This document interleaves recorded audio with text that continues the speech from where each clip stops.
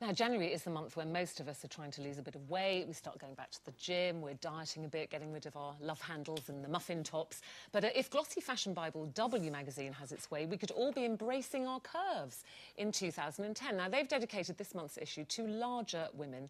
And in Grazia magazine, actress Sadie Frost has said the only thing that matters is that you should be size U. You should be proud of who you are, regardless of your size. So the question is, can you truly love yourself no matter what?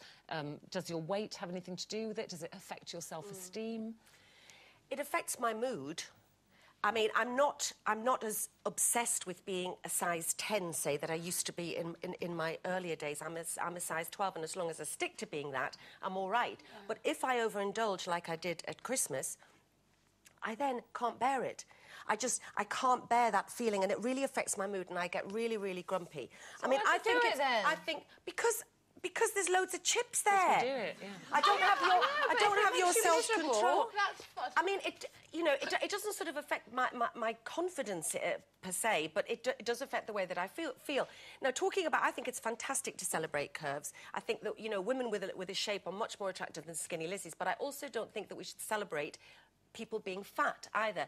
That seems to be this tendency that it was like years ago when that big lovely lass but one pop idol, and everyone was going, you see, look at her like this. I mean, she was obese, that girl, and she admitted that herself. Now, if that girl had been anorexic, we wouldn't have been celebrating it. And I don't think we should celebrate fatness. And I also don't believe that massive, huge, obese people do look in the mirror and go, yep, that's me. But I think there's a difference. They don't, they can't. There's a difference, isn't there, being kind of obese or curvy. And the thing is, I think a lot of these magazines and papers and things, they pay lip service to, you know, every so often one of these articles will come up, you know, big and beautiful and love your curves, and 2 pages down or the following day, it'll say, you know, big close-up, look at her cellulite, and look at her fat hanging over her jeans. So you can't win. And I do think, particularly women, we are bombarded with images of airbrushed women, very, very skinny women, and, you know, they look good in the magazines, they look good on TV. But that's why they're there. But in real life, but that's why. And I absolutely endorse that. I think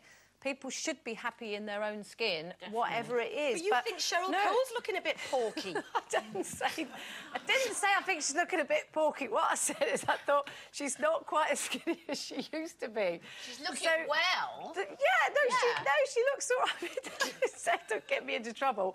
But again, you know, I'm like you. I don't think it's right to say to people it's okay to be fat, because deep down most people don't want to be. And the thing is, it's a massive business out there trying to get women to try and lose weight all the time, to make them feel insecure, to make them, you know, not have any self-confidence, so that they will, you know, always be on a diet. And, you know, frankly, when you say, I'm sorry to say it, but when you say, oh, I just ate so much and then I was just in a bad mood because I was feeling fat, you know, if you just didn't eat so much in the first place, you wouldn't feel like that. And I don't understand why you would try to... But why would you make yourself feel so unhappy and so moody about yourself? But it's sometimes an emotional thing as well. You know, you have that much control over wine that you have over pies, then?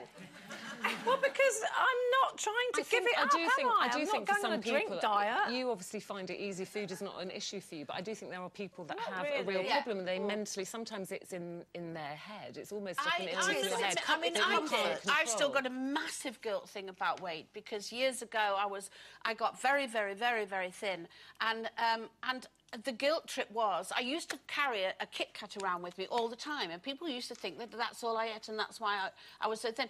But the thing was, I've still got it, and it's an emotional thing with me. It's a mental thing. I can't, you know, I will see a bowl of chips and I'll eat the chips. The guilt I go through, because it's But you don't. An emotional problem caused by your first husband. But it isn't as easy as you're saying. People, food is a very difficult, and it's a mental thing, and it's a problem for some people. It's not as easy to say, don't eat it. That's so simple, Carol. People's lives aren't that simple. You can't say do and don't. The reason they do, I mean, the reason I get a guilt trip every time I can't understand it. I can't understand why you would pick up a giant cake and eat the whole thing and make yourself feel sick and then feel like you hate yourself because you've eaten it. Because I think it's a battle. Yeah, I think it's a battle. For some people, it is an addiction. It's a battle. I mean, I think Sadie Frost has got a point. Is like kind of love size you, and if you genuinely are happy, bigger, and with your curves, I think that's and that's great. so attractive as well Yeah. when you do see that. But there's pressure. There is pressure, isn't there, on all of us to look good. Interested to know what you think, obviously. There's plenty more still to come after the break. We'll be catching up